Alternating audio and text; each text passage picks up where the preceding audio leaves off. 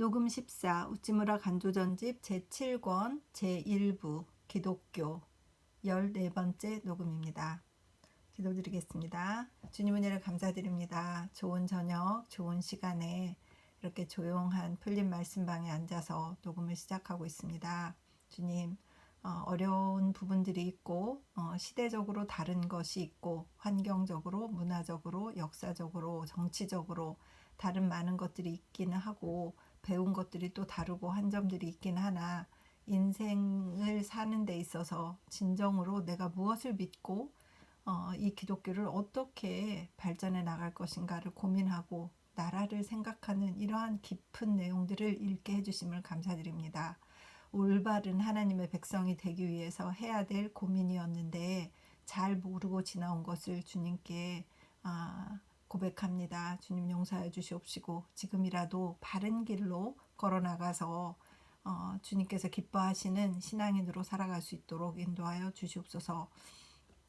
이 내용을 듣게 될 어떤 한 형제나 자매가 있어서 그들의 신앙에 도움이 될 수 있으면 좋겠습니다.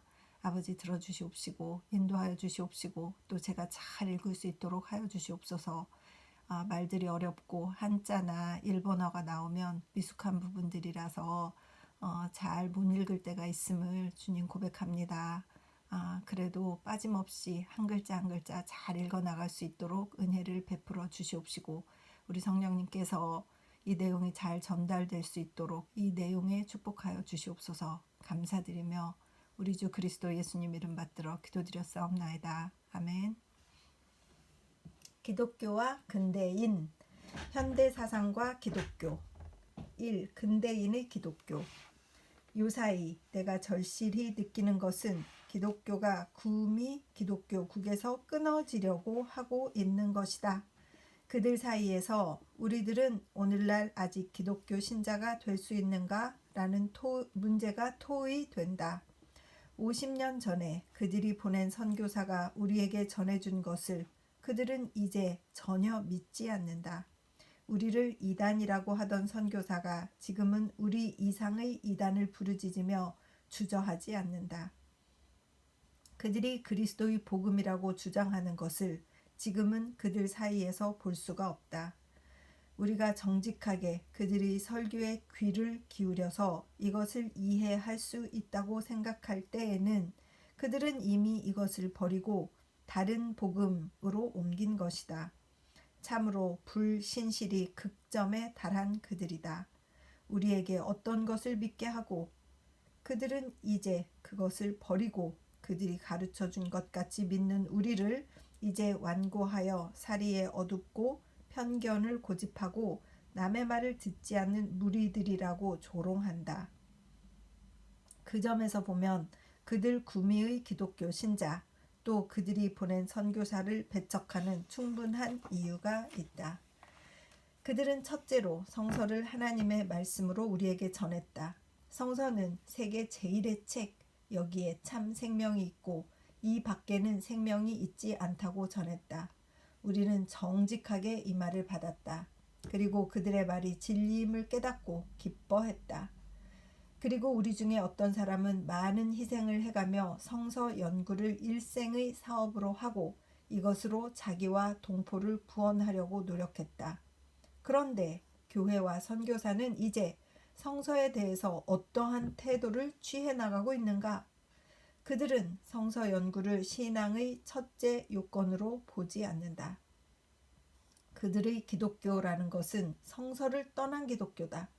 가끔 그들 사이에 성서학자가 있다고 하면 그 사람은 재미로 성서를 연구하는 사람이지 이것으로써 자신의 영혼을 구하고 생명의 굶주린 세계를 살리려고 하는 진실한 노력을 가지고 연구하는 사람이 아니다. 너희가 성경을 연구하는 것은 영원한 생명이 그 안에 있다고 생각하기 때문이다. 성경은 나를 증거하고 있다. 요한복음 5장 39절라고 주님이 말씀하셨지만 오늘의 기독교 신자는 진심으로 성서를 읽지 않고 또 그 안에 하나님의 아들 그리스도를 발견하려고 하지 않는다. 오늘의 선교사, 그들이 부리는 목사, 전도사들이 주로 읽는 것은 성서가 아니다. 심리학 서적이다. 사회학 서적이다. 그들은 참고서로 성서의 군데군데를 읽는데 지나지 않는다. 성서 전체를 꿰뚫는 주의, 정신을 파악하고 이것으로 만물을 설명하고 만사를 행하려고 하지 않는다. 오늘의 기독교 신자 대다수에게는 성서는 본문이 아니고 주석이다. 그들에게 있어서는 성서는 인생의 한 견해에 불과하다. 더욱이 옛 이방인의 생각이고 현대 사람에게는 가치가 매우 적은 것이다. 그리고 성서에 대해서 이러한 태도를 취한 까닭에 그들은 성서를 존중하고 믿는 신자를 멸시하여 마지 않는다. 그들은 이러한 신자를 성서 신자라고 부른다. 성서를 너무 많이 읽고 공평한 판단력을 잃은 사람이라고 한다. 더욱이 그들은 성서의 종말론을 비웃는다. 그들이 비방하는 것으로 주님의 재림의 신앙 같은 것은 없다. 성서에서만이 이 일을 가르치고 있는 것은 조금도 그들의 마음을 움직이지 못한다. 그들은 공공연히 그리스도 재림의 신앙을 비웃는다. 내가 둘째로 이상하다고 생각하는 일은 오늘의 신자, 특히 선교사들 사이에 그리스도의 신성이 토의되지 않는다는 것이다. 그리스도의 신성은 기독교의 첫째 문제다. 이것은 결코 한가한 문제가 아니다. 만일 그리스도가 보통 사람이라면 기독교의 근본이 무너지는 것이다. 그리스도는 하나님의 아들이다. 숭배해야 할 하나님이라는 것은 1900년 이래 기독교 신자 전부가 유지해온 신앙이다. 그리고 이것은 단지 교회가 받드는 교리가 아니다. 깊은 도덕상의 진리를 가진 하나의 신조다. 만일 그리스도가 하나님이 아니라면 죄의 용서는 없는 것이다. 따라서 참된 자유가 없고 인류 진보의 본원이 끊어지는 것이다. 요한복음 8장 36절에 그러므로 아들이 너희를 자유케 하면 너희가 참으로 자유하리라고 한 그 말씀은 참으로 깊은 뜻이 있는 말씀이며 그리스도가 하나님이시라는 것은 이 진리를 증명하기 위해서는 없어서는 안 될 사실이다. 그리스도의 신성을 등한시하고서는 기독교는 그 능력의 근본을 잃는 것이다. 논리보다 증거다. 오늘의 교회에 사람을 살리는 실력은 없고 오늘의 일본에 1000명 이상의 선교사가 선교에 종사하고 있음에도 불구하고 그들의 정신적 운동에 아무 볼 것이 없음은 그들의 신앙이 그 근본에서 잘못되어 있음을 나타내는 것이 아니고 무엇이겠는가? 오늘의 기독교회는 아주 진화론에 항복한 것이다. 지금부터 70년 전에 다윈, 윌리스 등에 의하여 진화론이 제창되자 교회는 한결같이 이것에 반대하였다. 그런데 오늘날에는 어떠한가 하면 교회는 아주 진화론을 채택해서 이것을 신조로 하기에 이르렀다. 다윈이나 헉슬리는 무덤 밑에서 이 말을 듣고 틀림없이 웃고 있을 것이다. 이제는 선교사 중의 어떤 사람은 삼가하지 않고 공공연히 말한다. 나는 세계를 사람이 살기 좋은 곳으로 만들려고 하는 사람이다. 사람을 만들려고 하는 사람이 아니다. 라고. 이것은 참으로 놀랄 만한 이야기다. 사람을 만드는 것이 선교사의 직무가 아니라고 한다. 환경을 좋게 만들면 사람은 저절로 좋아진다는 것이다. 이것은 극단의 진화론이다. 바르게 자연에 관하여 공부하는 학자는 이렇게까지 극단으로 환경의 위력을 주장하지 않는다. 2. 기독교 곧 그리스도. 기독교는 그리스도다. 기독교는 반드시 그리스도를 흉내내는 일이 아니다. 또 그의 훈계를 지키는 일도 아니다. 기독교는 그리스도 그 자신이다. 그는 말씀하셨다. 나는 부활이요 생명이니 나를 믿는 자는 죽어도 살겠고 무릇 살아서 나를 믿는 자는 영원히 죽지 아니하리니. 요한복음 11장 25절에서 26절라고. 다시 말하면 생명이란 그리스도를 떠나서 따로 있는 것이 아니고 그 자신이 생명이라는 것이다. 정의, 그 밖의 덕도 또한 같은 것이다. 이 일에 대해서 표준적 말씀이라고 할 만한 말씀이 고린도 전서 1장 30절에 있는 바울의 말이다. 예수는 하나님께로서 나와서 우리에게 지혜와 의로움과 거룩함과 구속함이 되셨으니 라고. 예수님 그 자신이 신자의 정의 또한 성결이고 또한 속죄라고 하신 것이다. 한번 보아서 해득하기 어려운 말 같지만 그러나 모두 깊게 기독교를 맛본 사람은 바울의 이 말은 기독교의 진수를 파고든 것임을 알 수 있다. 기독교는 그리스도, 기독교적 도덕도 아니고 기독교회도 아니고 사회운동도 아니고 그리스도의 이름으로 하는 어떠한 사업도 아니고 그리스도 그 자신이라고 하는 것이 기독교의 근본적 진리다. 에베소서에 하늘나라라는 말이 5번이나 쓰여지고 있다. 그리스어의 저는 그리스어는 못 읽겠어요. 모르는 말이고 그리스어의 원어로 이렇게 스펠링이 나와 있고요. 영어의 heavenly places 이다. 1장 3절에 말하기를 하나님 곧 우리 주 예수 그리스도의 아버지께서 그리스도 안에서 하늘에 속한 모든 신령한 복으로 우리에게 복 주시되 라고. 그 밖에 1장 20절, 3장 10절을 보라. 그리고 하늘나라란 천국 또는 위에 있는 나라를 말하는 것이 아니다. 물 좀 마실게요. 물을 안 마셨어요. 영의 세계를 말하는 것이다. 이것은 세상과는 아주 다른 세계이다. 더욱이 다음에 오는 세계 또는 이 세상을 떠나서 있는 세계가 아니다. 지금 우리 안에 있는 세계다.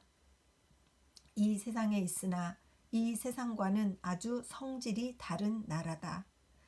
그리고 신자는 신앙으로 이 세상과 다른 세상, 다시 말하면 하늘나라, 영의 세계로 옮겨지는 사람이다. 그리고 이 다른 세계에서는 정의도 생명도 성결도 속죄도 모두 그리스도 자신이시다.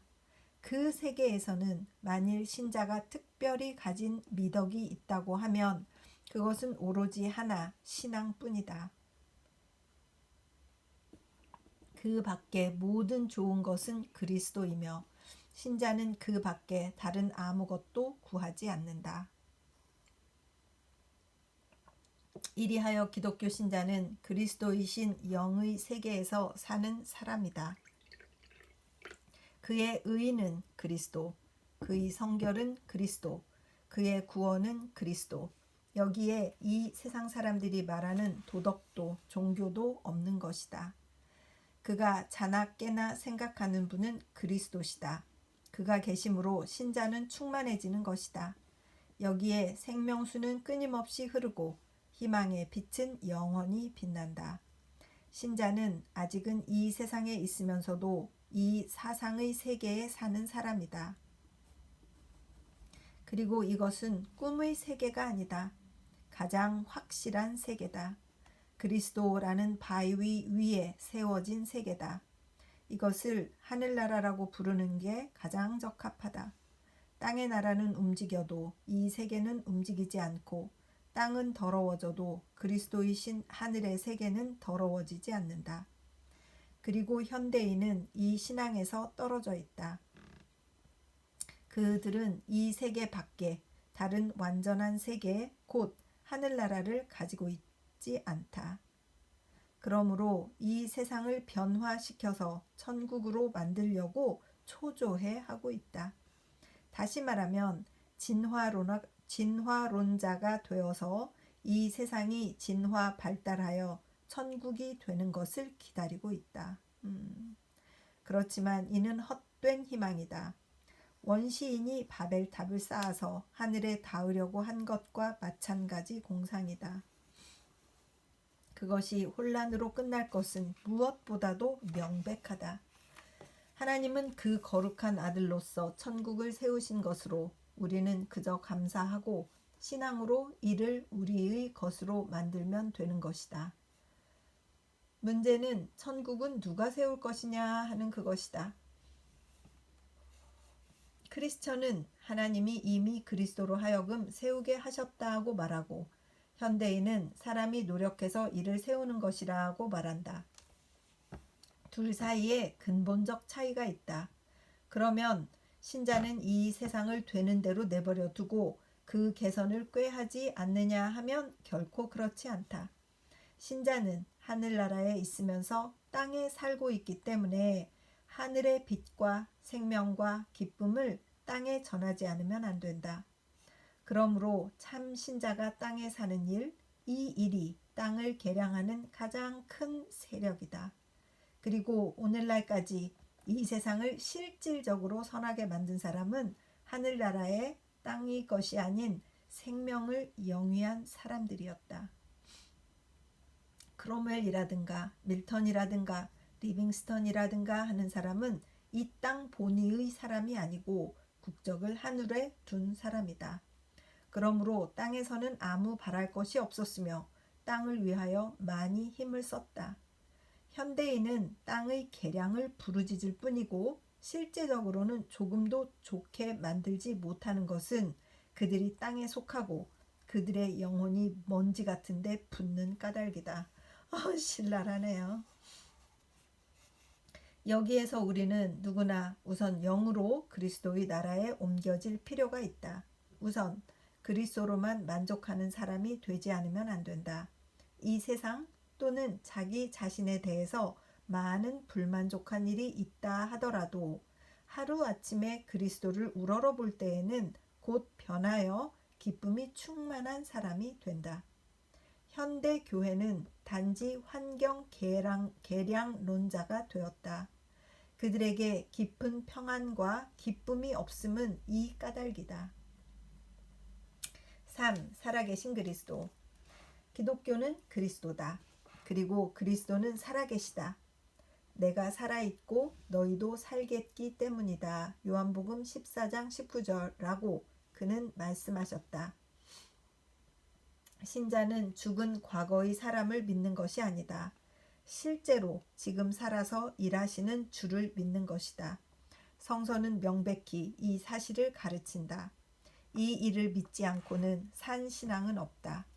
이치에 맞느냐 안 맞느냐는 별 문제로 하고 기독교의 역사는 이 신앙의 실현임에 틀림없다.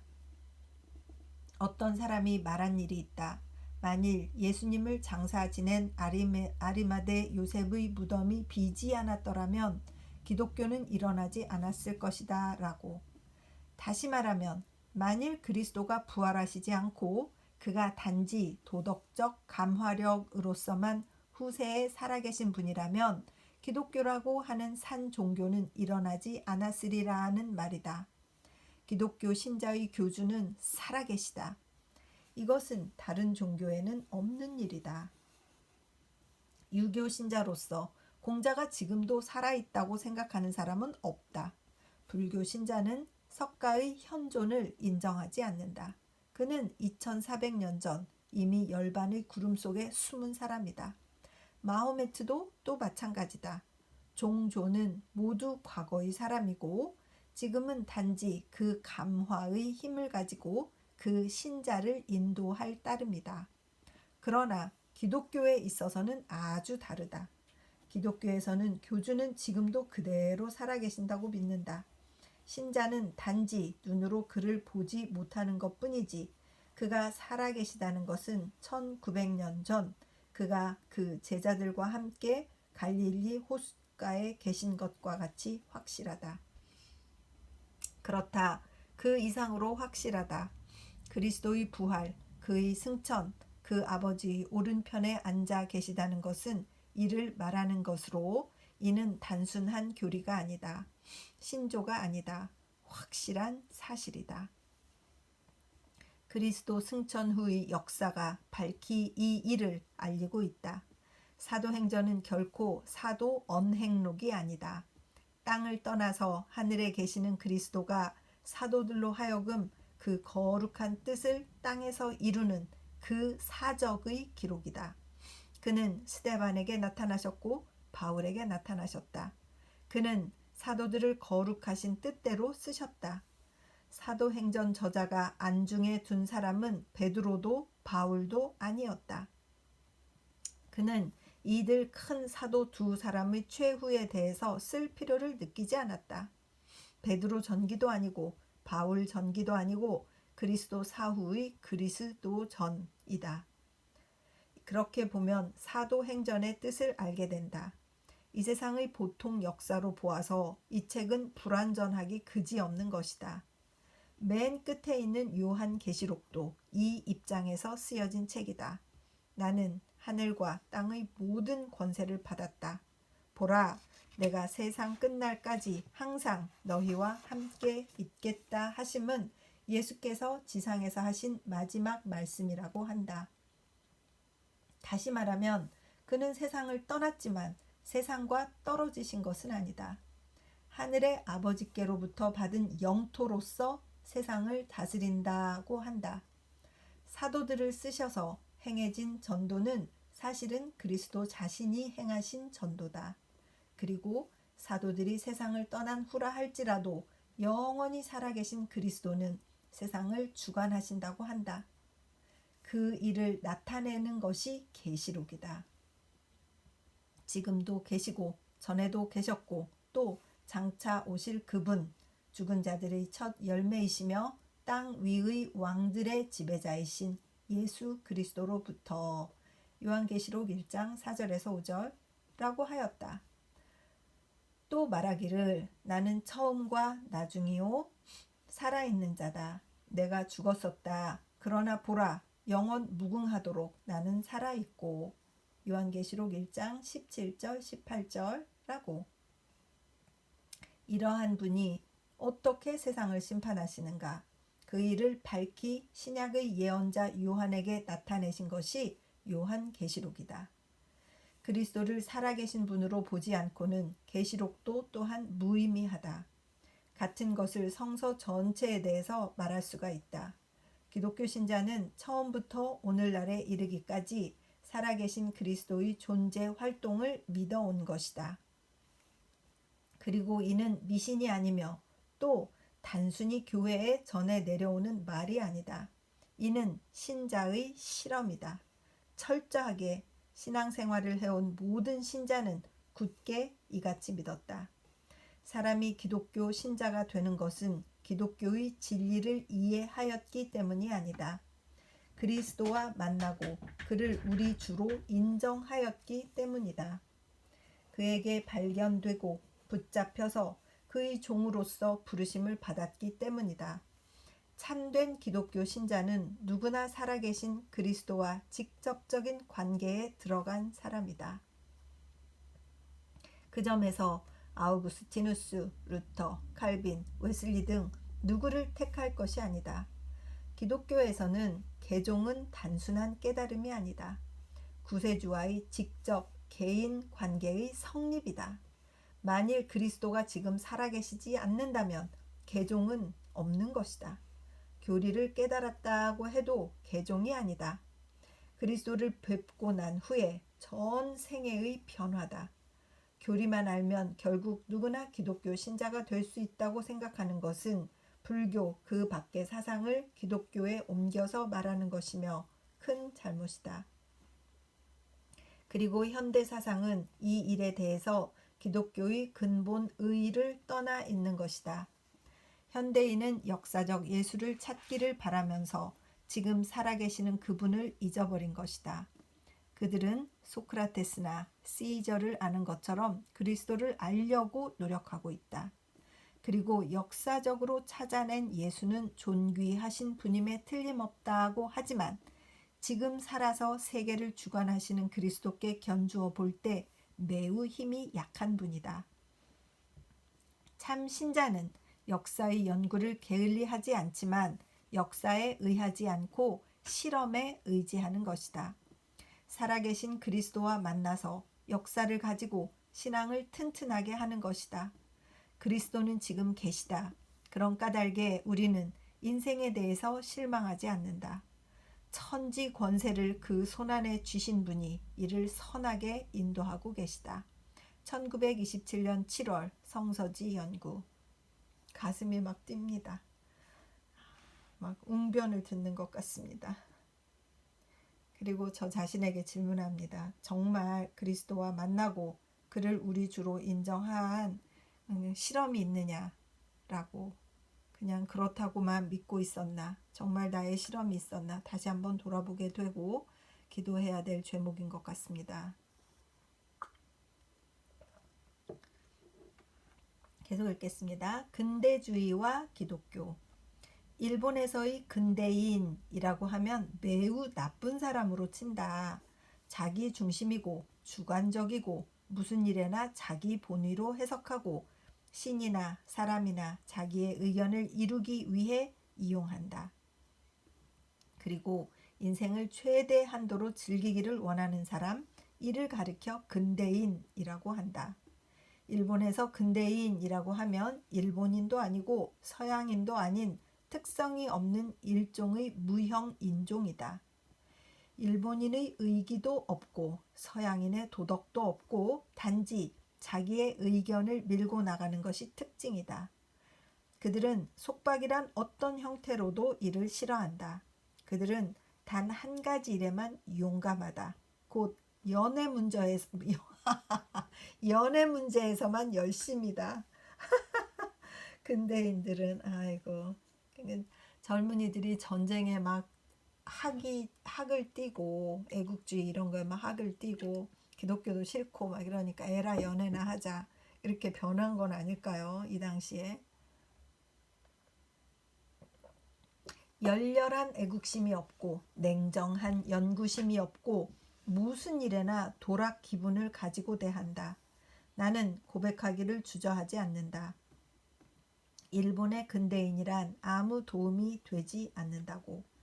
그러나 서양에서의 근대인은 이와는 크게 다르다. 서양에서는 근대인, 곧 모더니스트는 진실한 사람이다. 그들은 옛 도덕과 종교를 버리려고 하지 않고 이를 근대적으로 다시 세우려고 한다. 다시 말하면 근대 사상, 더욱이 근대 과학 위에 옛 신앙의 기초를 발견하려고 한다. 이리하여 그들은 구래의 신자와 신앙을 달리하는 것이 아니라 여기에 도달하는 길을 달리한다. 까닭에 그들은 존경할 만한 사람이다. 그들은 옛 신앙을 버리지 않으려고 한다. 동시에 또 새로운 지식에 의지하기를 원한다. 그리고 이는 정당한 요구이고 근대의 생을 받는 사람이라면 누구라도 어떤 의미에서는 근대인이 되지 않으려고 원하지만 하는 수 없다. 그러나 문제는 근대인은 그 목적을 달성했느냐 또는 달성할 수 있느냐 하는 것이다. 바꾸어 말하면 낡은 신앙은 새로운 지식 위에 설 수 있는가 하는 것이다. 근대인의 그 품은 뜻은 칭찬할 만하다고 하더라도 불가능한 일을 시도하고 있는 것이 아닐까? 낡은 신앙은 과연 새로운 지식을 가지고 설명할 수 있을까? 낡은 성서의 신앙은 이를 새로운 진화설로 설명할 수 있을까? 보기에 따라서는 할 수 있을 것 같이 보인다. 진화의 원리는 경쟁이 아니고 상조인 것 같이 보이는 점이 없지도 않다. 희생은 만물을 지배하는 정신이며 사랑이 최후의 승리자같이 보이지 않는 것도 아니다. 그리고 근대인은 이것들의 암시의 격려를 받아서 그 연구를 진행시키고 있다. 근대식 학자이면서 구시대식 신앙의 정수를 파악할 수 있다는 것이 그들의 주장이다. 그렇지만 사실은 어떠한가 묻는다면 근대인은 그 목적을 달성했다고 생각되지 않는다.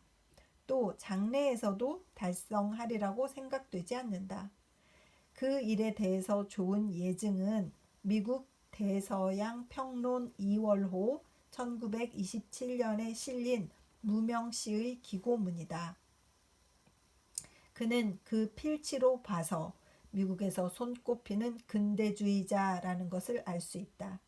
제목으로는 근대인의 신의 탐구 The Modernist's Quest for God라고 한다. 근대인의 종교 문제의 해결에 대해서 그 노력의 대요를 말한 것이다. 그 결론은 무엇인가 하면 확고한 아무 결론에도 이를 수 없었다는 것이다. 신에 대한 일, 내세에 대한 일에 근대인은 확신을 가질 수 없다는 것이다. 그가 속해 있는 젊은 목사의 클럽에서 그 회원의 다수는 사후 생명의 존재에 대해서 의심을 한다는 것이다. 그들 사이에서는 세계 전쟁으로 말미암아 기독교는 세상을 구원하는 가장 큰 세력이라는 신념이 산산이 부서졌다는 것이다. 그는 결론을 맺으려고 하면서 그러나 우리는 근대 사상 대 전통적 사상의 논쟁에 관해서 무관심할 수 없으며 만일 이 논쟁으로 그 누구가 일어서서 명백하게 승리의 가락으로 우리가 말하려고 원하는 말, 곧 하나님의 말씀을 해준다면 그 사람은 참으로 인생에게 환희와 능력을 가져다 주고 우리들 근대인의 마음에 평화를 가져오는 사람이다 라고 한다. 다시 말하면 근대인은 그 오랜 연구의 결과로서 아직도 명백히 하나님마저 발견하지 못했다는 것이다. 참으로 가엾은 상태이며 신앙의 입장에서 보아 그들의 노력은 다만 실패로 끝났다고 말하지 않을 수 없다. 그리고 만일 학식이 풍부하고 품성이 천하지 않은 이들 근대의 신학적 학자 다수가 이 결론에 이르렀다고 하면 우리들 일본의 기독교 신자로서 학식으로는 도저히 그의 옷자락의 먼지조차도 털지 못할 사람이 어떻게 우리의 신앙을 유지할 수가 있을까?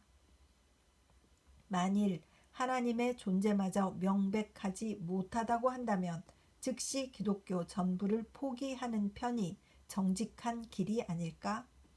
우리는 근대인의 고충을 동정하는 동시에 무엇 때문에 남자답게 기독교를 버리지 않는가 그 일을 따져 묻지 않으면 안 되겠다. 근대주의자로 용기가 없고 확신이 없는 것은 그들에게 이러한 약점이 있기 때문이다. 그러나 우리는 신앙을 버리지 않는다. 우리는 연구의 결과로서 하나님을 찾아내지 않는다. 그러므로 우리는 하나님을 믿는다. 우리는 하나님이 계신 것을 믿는다. 그가 사랑의 아버지라는 것도 믿는다. 그렇다. 믿는다. 믿는다. 하나님을 믿지 않고 그를 영구적으로 탐구하려고 하기 때문에 곧 하나님을 영원히 찾을 수 없는 것이다. 근대주의자의 잘못은 여기에 있다. 그들은 자연의 비밀을 찾는 방법으로 하나님을 찾기에 이를 발견할 수 없는 것이다. 아브라함은 하나님을 믿고 이것으로 그는 의롭게 되었다라고 하였다. 하나님을 믿지 않고 그를 볼 수는 없다. 그러므로 우리는 근대인 괄호 열고 서양의 괄호 닫고을 존경하지만 그들의 뒤를 따르지는 않는다. 우리는 하나님의 일에 관해서는 우선 믿고 그 다음에 연구한다. 1927년 10월 성서지 연구. 근대의 기독교. 지금 기독교라고 하면 사회 개량, 생활 개선에 분주히 노력하는 것이다. 혹은 언어학, 고고학, 철학, 비교 종교라고 이르며 연구에 연구를 거듭하여 성서의 의미를 밝히고 기독교 발달의 유래를 나타내는 일이다. 혹은 만국 회의를 열어서 인류 행복의 증진을 꾀하는 일이다. 그렇지만 복음은 어디에 있는가? 나를 죄와 그 가책으로부터 구원하는 복음은 어디에 있는가? 하나님과 나 사이에 화목을 가져오는 복음은 어디에 있는가? 기독교는 결국 사람과 사람과의 관계를 밝게 해주는 도덕에 지나지 않는가? 이 세상에 있어 행복한 생애를 보내는 길인가? 윤리설인가? 경제론인가? 그 극치에 이르렀다 하더라도 고귀한 인생 철학에 지나지 않는 가르침인가? 아니, 그렇지 않다. 나에게 전해진 기독교는 전혀 이와 다르다. 하나님은 그리스도로 세상을 하나님 자신과 화목하게 하시고 그 죄를 저에게 지우지 않으시고 라고 하는 그 복음이다. 이 놀랄만한 사실, 심원 무궁한 진리로 가득 찬 사실, 합리적이고 아름다운 진리, 꿰뚫을 만큼 명백한 진리, 그리하여 신앙으로 내 것을 만들 수 있는 진리, 기독교 신자의 유일한 철학, 내게 전해진 것은 이 복음이다. 그리하여 이 복음을 전하지 않는 근대의 기독교에 대해서는 단지 거부의 태도가 있을 뿐이다. 1925년 10월 성서지 연구. 근세 부인의 요구.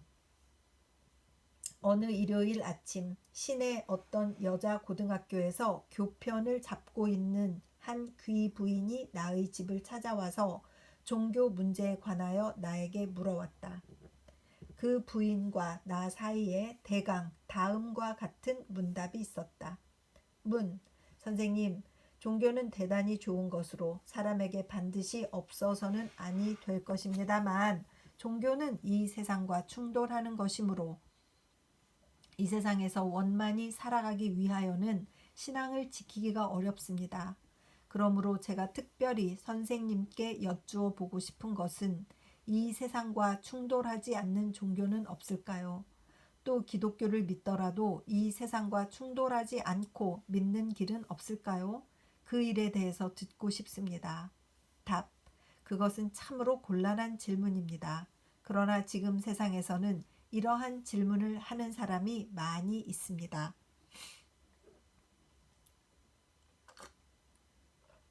그들은 피를 흘리는 일 없이 이 세상에서 천국으로 가려고 합니다. 그렇지만 내가 보는 대로 말한다면 매우 마음 아픈 일이기는 하나 이런 편리한 종교는 하나도 없다고 생각합니다. 혹 만일 다른 데 있다고 하더라도 내가 믿는 기독교는 결코 그런 것이 아닙니다. 기독교를 이 세상과 조화시키려고 하는 것은 불을 물과 조화시키려고 하는 것처럼 어렵습니다. 기독교는 그 바탕에 있어서 이 세상의 적입니다. 그러므로 성실하게 기독교를 믿으려고 원하면 이 세상과의 충돌은 도저히 면할 길이 없습니다.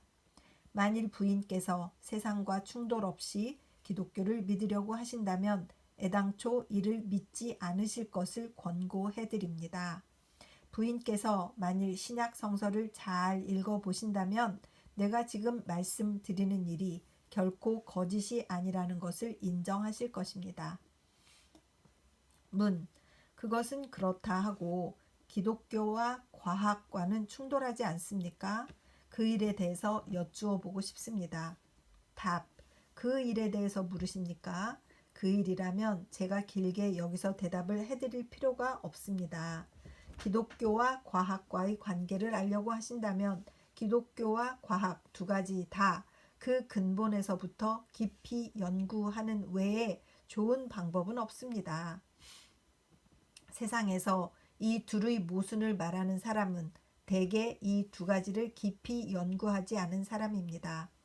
혹은 한쪽만 연구하고 다른 한쪽은 연구하지 않은 사람입니다. 기독교나 과학에 대해서 어느 한쪽밖에 모르는 사람들이 흔히 둘의 충돌을 말합니다. 만일 부인께서 둘의 관계를 알려고 원하신다면 한편으로는 당장 성서에 대해서 다른 한편으로는 당장 자연에 대해서 성실한 연구를 계속하시기 바랍니다. 부인께서 둘 사이에 깊고 깊은 조화가 있음을 아시게 되면 나에게는 다시는 이러한 질문을 하지 않게 되실 것입니다. 실례지만 부인은 성서를 통하여 어느 만큼 기독교를 연구하셨습니까? 또 자연을 통하여 어느 만큼 과학을 연구하셨습니까? 나는 부인께 묻고 싶습니다. 괄호 열고 이 물음에 대한 부인의 대답은 생략한다. 괄호 닫고 성서를 깊이 연구해 보십시오. 부인의 죄가 깊은 데 대해서 부끄러워질 것입니다. 자연을 깊이 연구해 보십시오. 부인은 자기의 무학이 큰 데 대해서 부끄러워질 것입니다. 인류가 제비꽃 한 포기에 대해서 아는 것은 아주 적습니다. 제비꽃 한 포기에 대해서조차 세계의 대학자가 알지 못하는 일이 많이 있습니다. 성서는 자기의 죄를 나타내 보입니다. 자연은 우리의 무학을 가르칩니다. 죄와 무학, 다른 조화는 제쳐놓고 기독교와 과학 사이에 이미 이 조화가 있는 것을 발견하게 될 것입니다. 문. 그럴지도 모릅니다. 선생님께 다시 여쭈어 보고 싶은 것은 저 불교도 가운데 어떤 사람이 주장하는 무아의 사랑이라고 하는 것에 대해서입니다. 그 무아의 사랑과 기독교에서 말하는 사랑과 어떻게 틀립니까? 나도 이 일에 대해서 많이 생각해 보았습니다만 절대자에 대하는 우리의 견지에서 두 종류의 사랑 사이에는 어떠한 차이가 있습니까? 그 일에 대해서 여쭈어 보고 싶습니다. 답. 지극히 어려운 질문입니다. 나는 이러한 일에 대해서는 아무것도 모른다고 말씀드리는 수밖에 길이 없습니다. 무아의 사랑은 무엇인가? 절대자는 무엇인가? 그것은 형이상학의 문제입니다. 그리고 나도 그것에 대해서 다소 생각이 없는 것은 아닙니다만 그것은 실제의 종교 문제는 아닙니다. 사랑이 무엇인가는 형이상학으로 이것을 규명해도 알 수 없습니다. 실제로 이것을 행해보고 아는 것입니다. 우리의 가진 물건 중에서 가장 좋은 것을 남에게 주어 보고 아는 것입니다. 절대자 운운 같은 것에 이르러서는 이는 종교 문제와는 매우 인연이 먼 문제입니다. 우리는 단단한 논성 위에 우리의 신앙을 쌓는 것이 아닙니다. 몇 번이나 되풀이 되는 실험 위에 서는 것입니다. 우리는 어째서 그리스도는 하나님이신가? 그 이론은 잘 모릅니다. 그와 절대자와의 관계, 그가 이 세상에 계시는 동안은 3위 중 1위는 우주의 다른 방면에서 없어졌는지 어쨌는지는 우리가 잘 알 수 없습니다. 물론 이러한 일들에 대해서 우리에게 다소 의견이 없는 것은 아닙니다. 그렇지만 우리는 이러한 문제에 만족한 지적 해석을 베풀고 그런 다음에 그리스도를 믿게 된 것은 아닙니다. 우리는 실제적으로 그리스도의 피로 우리의 죄를 씻어 버렸으니까 그를 우리의 구주로서 받드는 것입니다. 제발 종교와 형이상학과를 혼동하지 말아 주시기 바랍니다. 양자는 결코 동일한 것이 아닙니다. 그 밖에 두세 가지 이와 비슷한 질문이 있은 후에 나는 설교로 피곤하였으므로 이 이상의 응답을 사절하였더니 부인은 심히 만족하지 못한 듯이 나의 집을 떠났다. 1906년 9월 성서지 연구. 여기까지 해서 14번째 녹음을 마쳤습니다. 참 또 이 13번째 녹음에서는 이 복잡한 그 다른 종교들의 도전 이런 것들을 볼 수 있었고 14번째 이번 녹음에서는 기독교, 그리스도 그리고 이 타락해가는 근대인들 아니면 이 전쟁이라는 것을 겪고 나서 사람들이 어떤 정신 상태에 들어갔는가 모든 것에서 회의적이고 이제는 하나님이 계시지 않다고까지 하는 생각에 이르러서 그 안에서 무언가를 다시 찾아보려고 하는 그들의 이 괴로움 이런 것을 좀 엿볼 수 있어서 그 당시 그 세계 전쟁을 치르고 있는 이 선조들 그분들께 참 딱한 마음이 들고 이렇게 평안하게 살고 있는데 기독교가 지금도 힘을 잃고 있잖아요. 그래서 각각의 신앙의 깊이들은 어떤가, 정말 이런 생각을 하게 되고 저 자신을 돌아보게 되고 저 스스로도 어떤 간증들로 나의 신앙을 견고하게 계속 나 자신에게 말하고 있는가, 이런 것도 생각해 보게 되고 많은 질문을 받은 그런 챕터였습니다. 몇 가지 챕터는 짧고 몇 가지 챕터는 길었는데 정말 깊이 얼마나 깊은 연구를 하고 고민을 하셨는지, 이 마지막에 찾아온 이 부인은 무슨 말을 하는지 본인도 몰랐을 것 같은 이런 뭐라 그러죠, 중언부언 하는 것 같은 이런 질문자들을 놓고 설명을 하시려니 얼마나 답답했을까 이런 생각도 들고, 또 이분을 찾아와서 이렇게 또 묻는 사람은 그때 스스로 얼마나 고민을 하고 있었을까, 또 이런 생각도 들고, 우리가 교제하고 나누고 하면서 선을 긋는 것도 굉장히 중요하구나 이런 생각도 들고, 정말 역시 우찌무라 간주 선생님은 정말 저에게는 많은 질문을 던지는 그런 신앙의 선배십니다. 기도드리겠습니다. 주님의 은혜를 감사드립니다. 늘 질문을 받습니다. 우리 우찌무라 간조 선생님께서는 100여 년 전에 돌아가셨는데 지금 살아있는 저에게 이렇게 질문을 던지시고 그 대답을 성경에서 찾으라고 이렇게 가이드라인을 주고 계시는구나 하는 생각을 갖게 됩니다. 아버지, 이 리딩을 듣는 한 분의 형제나 자매가 있어서 그분들도 저와 같이 이런 질문을 받고 스스로 생각하고 답을 찾기 위해서 성서를 연구하고 자기의 신앙을 정립하는 그런 분들이 많아질 수 있도록 하여 주시옵시고, 이 귀한 내용, 이 한 인간의 예수님 제자가 되고 싶은 이 인간의 깊은 고뇌가 글로 이렇게 절절하게 쓰여진 것에 대해서 정말 깊은 감사를 느낍니다. 하나님 아버지, 또 잘 읽을 수 있도록 주님 인도하여 주시옵시고, 스스로 또 답을 찾아가며 성서를 더욱더 깊이 있게 읽을 수 있는 그런 성도가 될 수 있도록 인도하여 주시옵소서. 많은 생각을 주시는 주님, 인생의 결정들을 해나가며 살아갈 수 있도록 저에게도 은혜를 베풀어 주시옵소서. 감사드리며 고맙고 고마우신 우리 주 그리스도 예수님 이름 받들어 기도드렸사옵나이다. 아멘. 사랑하고 축복합니다.